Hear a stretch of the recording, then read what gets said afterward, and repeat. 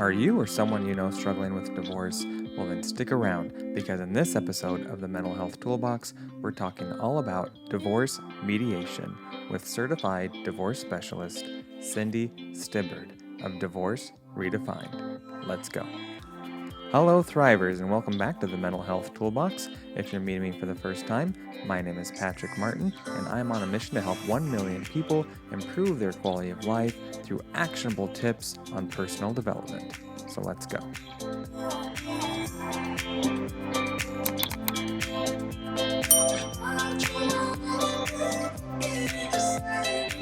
Thank you, Cindy, so much for joining the Mental Health Toolbox video podcast. It's an honor to have you on today. Thank you for your time. Thank you. It's an honor to be here too. Excellent. So I've never spoken with a certified divorce specialist. And so this, of course, piques my interest being in the mental health world and dealing with families and conflict. Could you tell our listeners a little bit about what it is that you do? Absolutely. So I'm a certified divorce coach, a certified divorce specialist, and also a chartered career coach. So the way that a divorce coach works is I typically like to look at it like in between that gray area when a couple decides that they are no longer going to be together, whether it's through marriage counseling or otherwise, and before they jump into lawyering up. So what I like to see is think of myself as like a divorce concierge or the quarterback of the process. So I'm going to be there to support them and guide them down the route and the path that works best for them.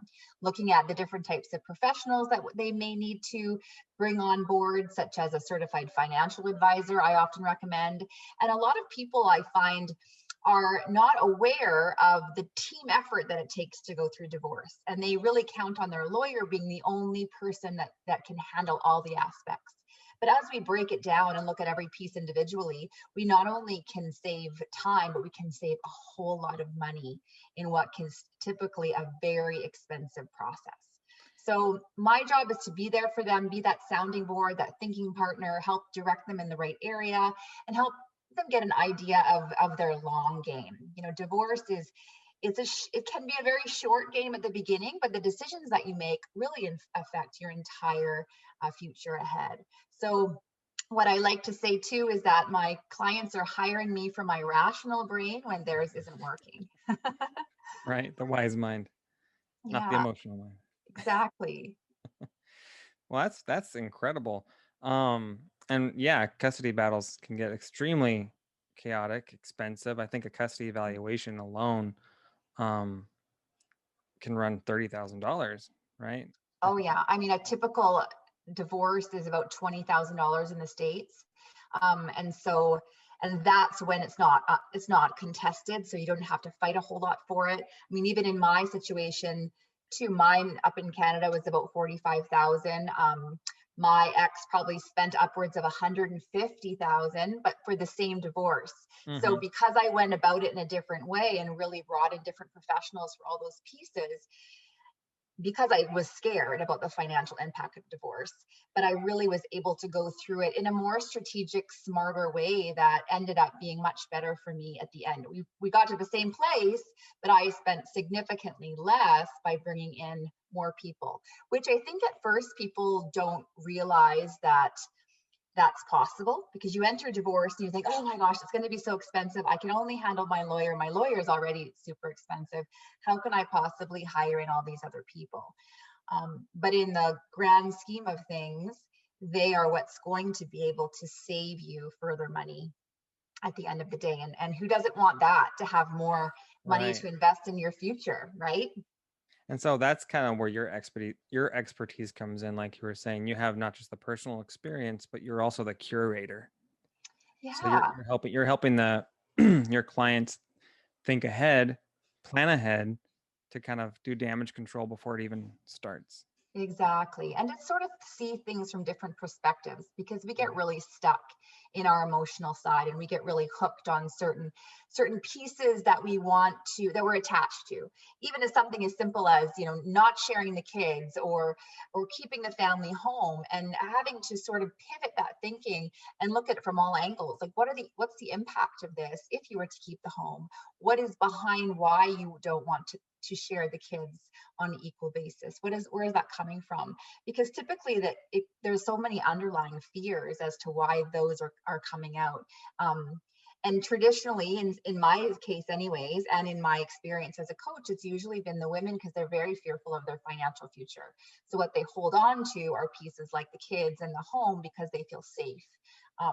So having to be able to create a situation where they can look at all aspects and what's the best options that they can negotiate with for their future and what are the non-negotiables, can really start to think about what's a better settlement idea going forward, and then present this to the lawyers so that they're not also going back and forth with the lawyer, and then next thing you know you're sent this bill for billable hours, and it's not that I'm trying to take money from the lawyers at all. It's just that I want my clients to be able to afford their legal bills at the end of the day, because I think a lot of people rack them up and then all of a sudden the process stalls, having no idea that they were really going to cost this much, and then they sort of get in this place of they're stuck.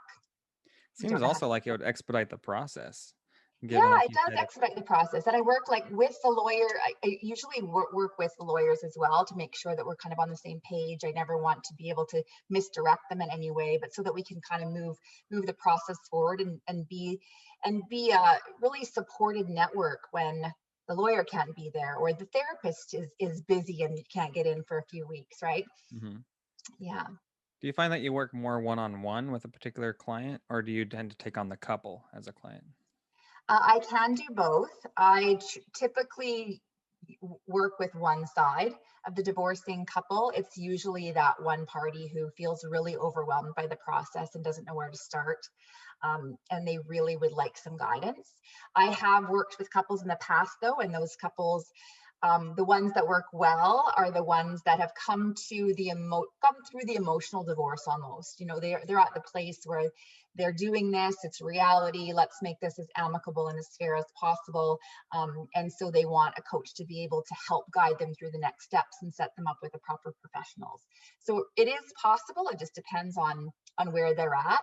I really enjoy working with couples because then I get to see both perspectives, and I'll work independently as well as together. I don't charge extra for a couple or a single person. But it's nice to when you see couples that can come to the table and really look at this situation as, okay, we are here regardless of how we got here. How can we make this future and this uncoupling in the best way possible for themselves, their future, and for the kids? Wow, yeah. So I'm sure it's, ideal if both parties want to work on it, they're on the same page. And you have a background in dispute resolution, you're a certified coach and a specialist. So what is the difference, and how do those credentials kind of play out? So I think because I'm not a lawyer, not a therapist, so I'm not going to go unpack all of the issues from the past or be able to know the legal intricacies of every state and province are different. But I really help to coach my clients through how to communicate with each other better, how to be able to unhook their emotions, to change their story of divorce into more of a business of divorce, to start to treat each other with respect on an intentional level, and use some of those skills, such as the BIF method. I'm not sure if you've heard of that. I have not. Oh. It's a communication method where you are in a high conflict situation and how to really diffuse emotions. So it's B is brief, I is informative, F is friendly, and the other F is firm. So I help my clients to a way to shape their communications so that they don't continue to fuel the fire, and sometimes they don't realize that they are. So it's just about seeing how to even word your communication in a little bit of a different way so that you can move forward and not back. So I think in terms of that way, my credentials help me to teach clients a few more skills so they can navigate this really difficult, emotionally taxing experience in a bit more of a rational way. And it's hard to know that when you're so hooked and you're so emotional, you're not thinking with your rational brain, you're thinking with your limbic brain, right? Your reptilian brain. It's hard to think straight in that Critical case. thinking takes a nosedive when you're stressed. Exactly, Yeah. exactly. Wow. And then I imagine, most, especially with couples who even are together, a lot of the fighting, arguments, disputes become about the arguing and not about the actual offense or the problem at hand. And Yes. so Yeah, and you typically help them it's tap the about, brakes on that. Yeah.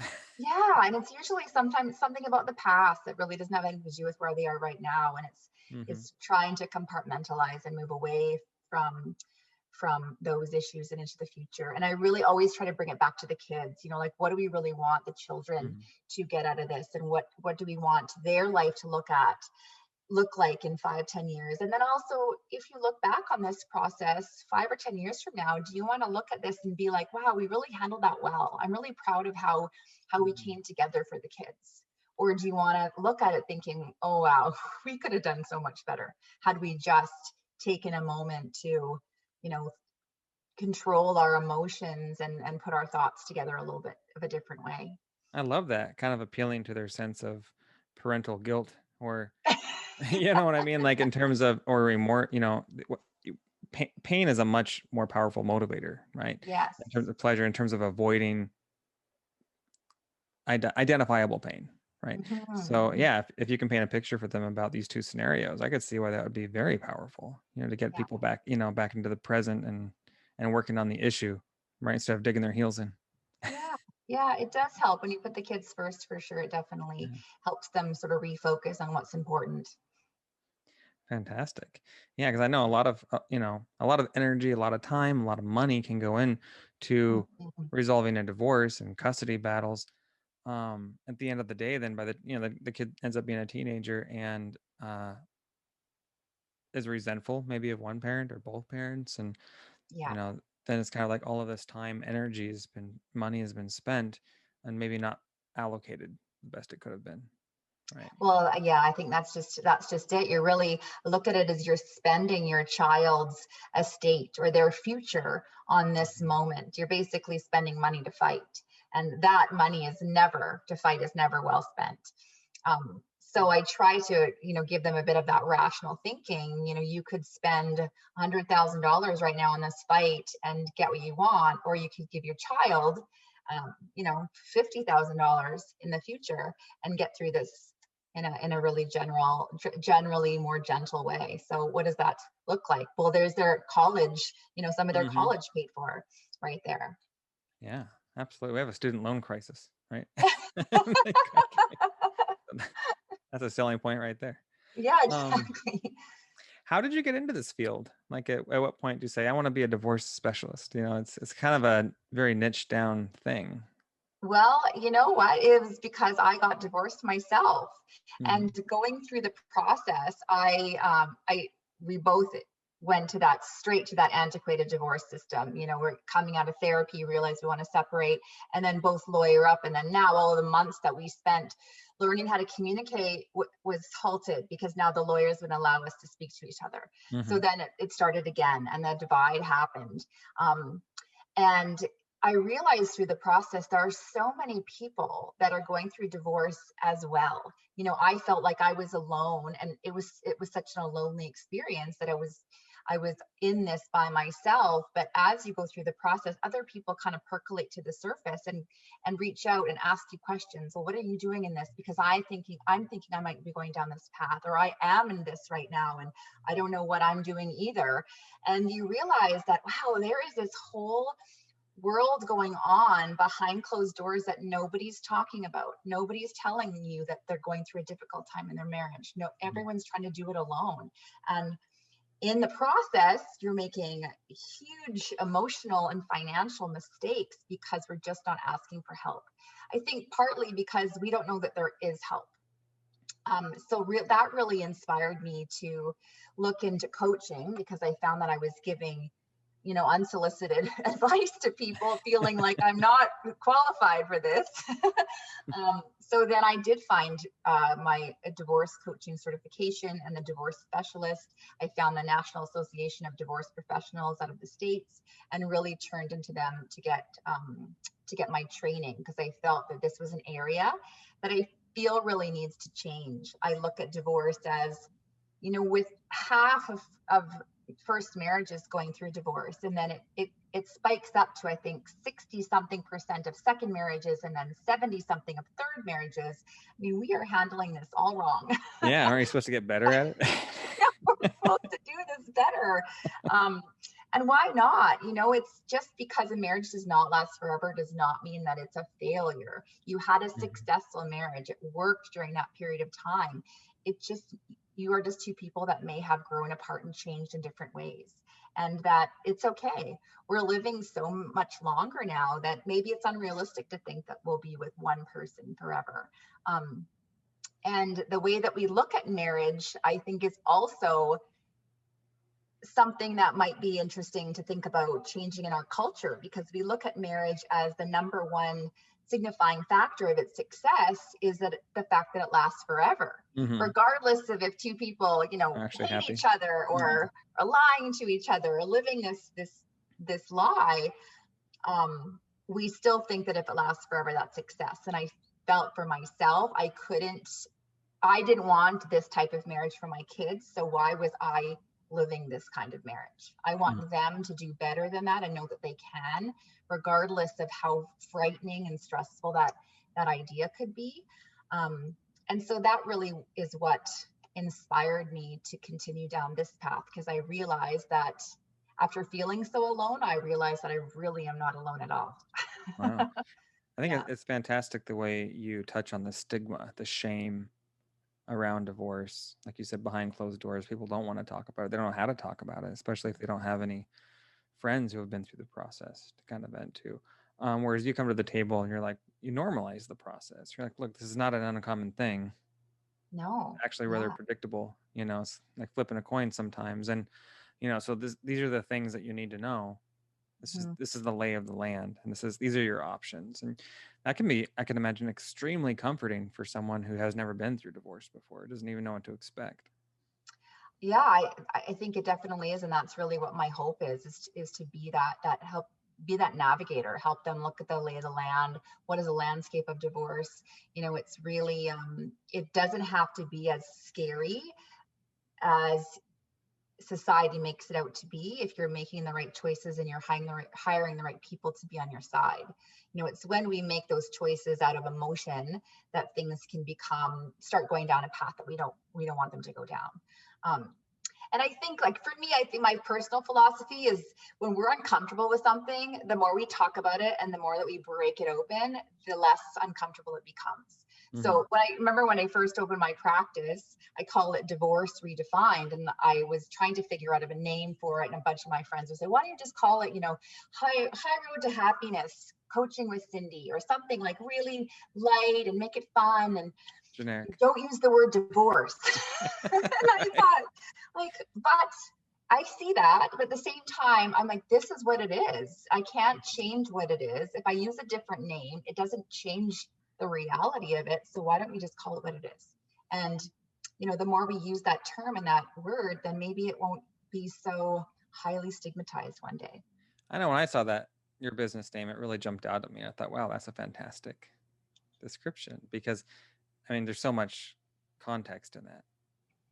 Yeah, I think so too. I think redefining our understanding of divorce and what to expect in the process. Yes. Like we said, the shame, right? And just changing the whole experience is possible. I feel like mental health has definitely taken a positive shift in the past decade, where it used to be, you weren't going to see a therapist unless you were on the verge of a nervous breakdown or you really had some serious issues to deal with. But now, if you aren't seeing a therapist, what's wrong with you? Right. Exactly. Why are you not doing work on yourself? And so I love that it's become part of the way that we care for ourselves as humans. Our nutrition, our body, our soul, our mind are so important for us to continue. And just like therapy is for ourselves, I think that we can handle divorce and uncoupling a couple so much gentler than the way that society and the traditional divorce system has been set up. And it's been actually so nice to meet along the way, I've met so many fantastic lawyers and mediators who have the very like-minded in this way of really looking at this as a process of doing the best that we can for our clients. Like, we aren't here to rake them over the coals and make as much money as possible, but we really are here to help them so that they can recover from this process in the best way that they can. It's fantastic. Yeah. So just kind of comparing and contrasting where you started off, in your business and where you are now, what would you say would be the biggest stark contrast? Like, where are you now compared to where you were? As a person, or in business, would you say? Both, Okay. Yeah, as a person, I feel like I've just growing constantly every day. I think the more people that I work with, the more unique situations, the more that I continue to learn. I'm always learning every day, listening to books and podcasts and reading and meeting other professionals, because the more I can do for myself, the better I can be for my clients. So I think coming out of the gates, like any newborn, you kind of come out with a deer in the headlights with a big imposter syndrome, thinking, I hope I do this okay. And then realizing that the reason I'm doing it, you really have to follow your why, your passion as to what am I here for? And, one of my top 3 values in life is to make a difference in the lives of others. And I really feel like by doing this, it just makes me stronger and better at it all the time. And I also like to get a lot of education, by having 3 different certifications behind me. I feel that also really helps to be credible, to be trustworthy, to create that idea that I'm not just doing this because I've been through divorce, so I think I should know.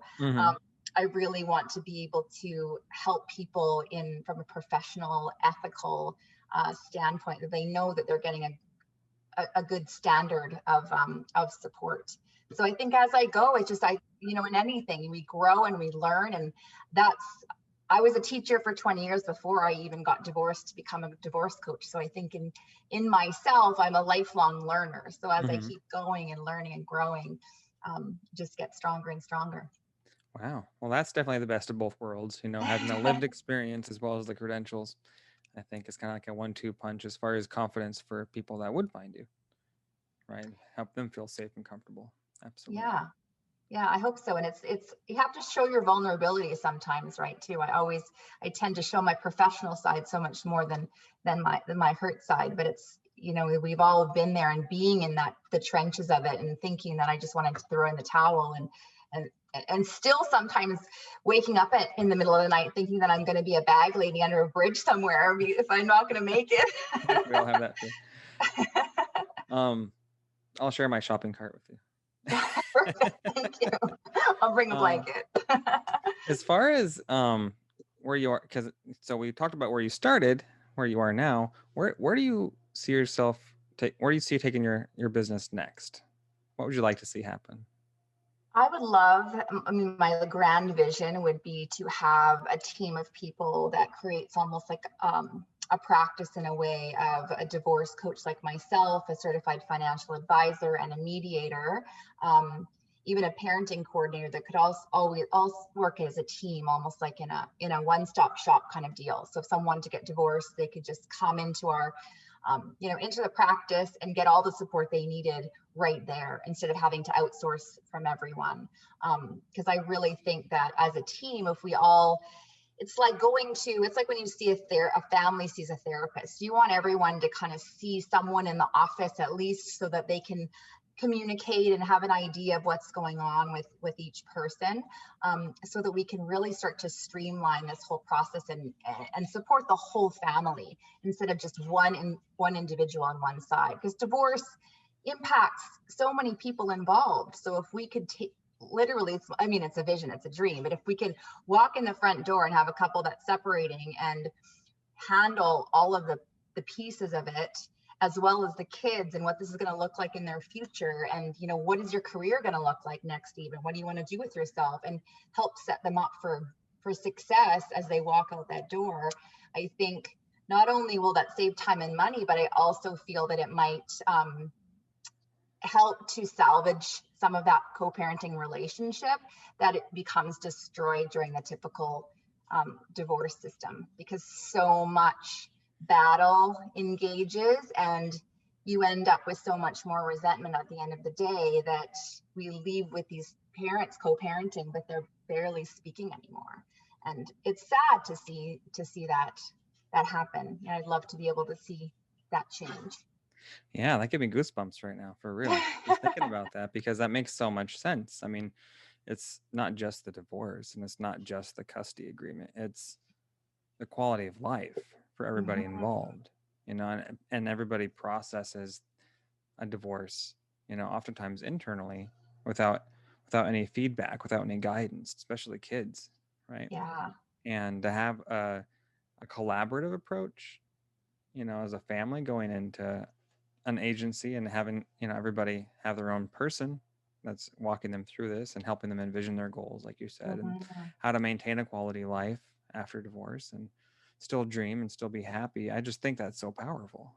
Yeah, well, I yeah, love I that hope vision. so. Yeah, Yeah. it's a bit of a collaborative approach, I guess. Like we do have that sort of approach happening um, in certain areas, but I think that you stop at when the divorce is over, right? And then you just hope for the best Mm-hmm. for that family. But it would be nice to have some kind of consistent long-term approach to make sure that they're set up and the mental health of the kids are still taken care of, and you're able to get back in the workforce too. I think that's a big piece of it, which is why I did my career coach training, because I felt for myself after 20 years as a teacher, I could go back to that field of work, but I was already out of the workforce for 11 years. I was already a bit of a dinosaur, so I would have had to upgrade my skills, and it was a bit limiting for me as a person because I had done that. I loved teaching; it was great.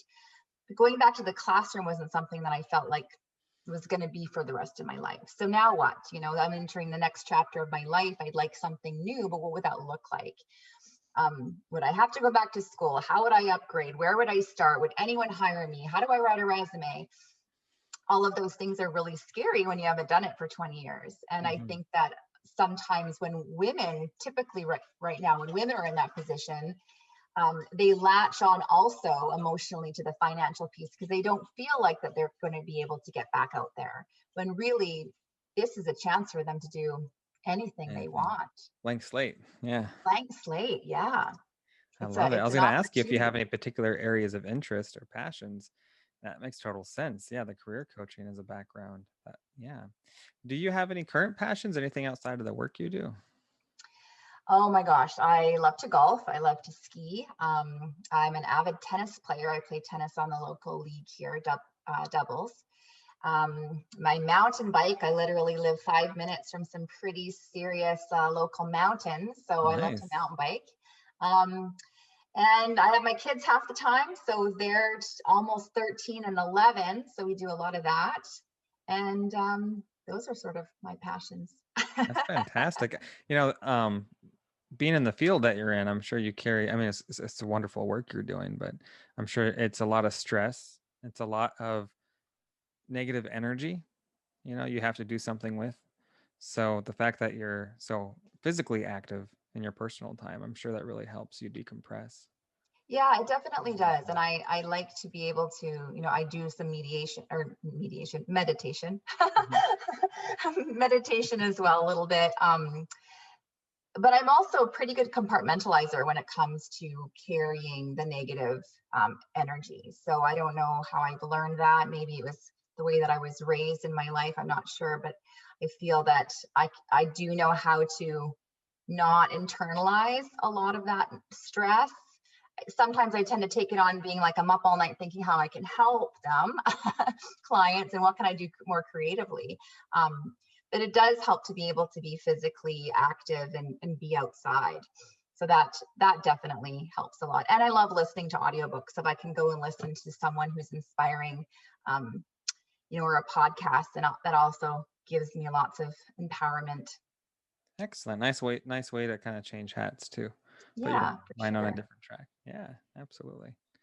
So I'm wondering if you had some nuggets of truth, some wisdom, few points that you could pass on to the listeners, whoever happens to be tuning into this via YouTube or the podcast, what would you like to pass along? One piece from the very beginning, that is, if you are even thinking of getting married or in a relationship, I really think to take time to do a good prenup in your relationship. I think a lot of people don't want to do that because of the idea that they're not going to get divorced. And that was one mistake that I made a long time ago.